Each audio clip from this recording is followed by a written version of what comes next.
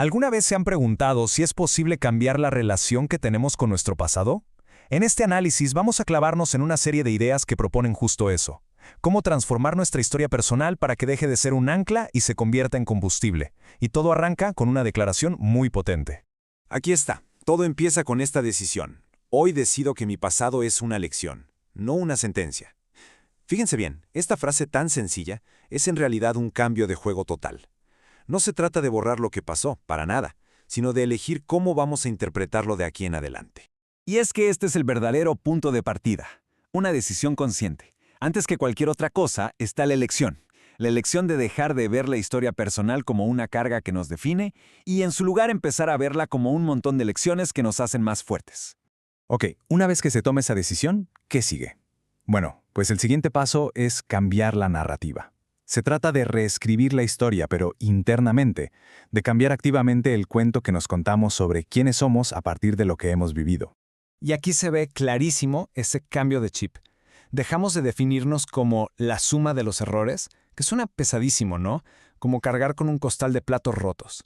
Y en lugar de eso, nos convertimos en la fuerza para levantarnos. O sea, el foco ya no está en la caída, sino en el músculo que se desarrolla al ponerse de pie.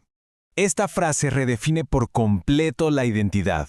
Ya no se trata de ser la suma de los errores, sino la fuerza con la que se decide levantarse. El poder real no está en no caerse nunca, sino en la decisión, en la voluntad de ponerse de pie una y otra vez. Y claro, esto nos lleva a una pregunta clave. Si el valor propio ya no depende del pasado, entonces, ¿de dónde viene? La respuesta es un giro de 180 grados hacia adentro. Nos dice que el origen del valor propio no es externo.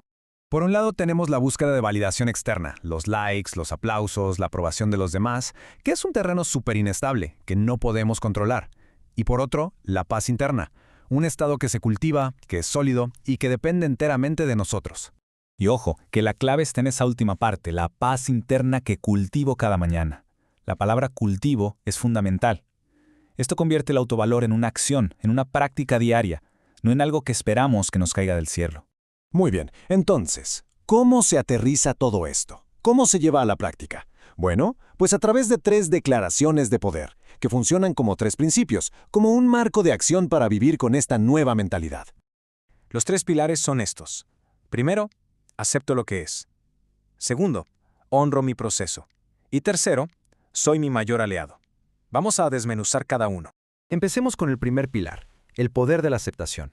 Y cuidado, que esto puede sonar a pasividad, a resignación, pero es todo lo contrario. En realidad, es una estrategia increíblemente activa para dejar de tirar nuestra energía a la basura. Piénsenlo así. Aceptar significa dejar de pelearse con lo que no se puede cambiar. Es como dejar de empujar una pared. En lugar de gastar toda esa energía en vano, se canaliza hacia lo que sí podemos transformar, nuestra actitud y lo que hacemos aquí y ahora, en el presente. Una vez que aceptamos el presente, podemos ver nuestro propio camino con otros ojos, con más amabilidad.